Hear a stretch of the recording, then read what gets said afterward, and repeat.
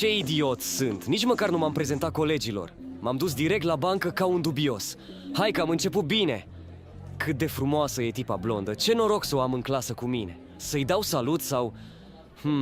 mai bine stau nemișcat până când începe ora, dar de ce sunt așa de puțini în clasă asta?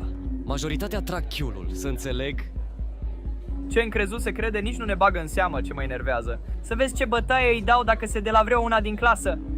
Este incredibil de frumos. Cine este? Nu știam că avem coleg nou. Și cât de tare arată. Nici măcar nu ne-a băgat în seamă. Wow, ce tip arătos! Cred că o să vin mai des la școală de acum înainte.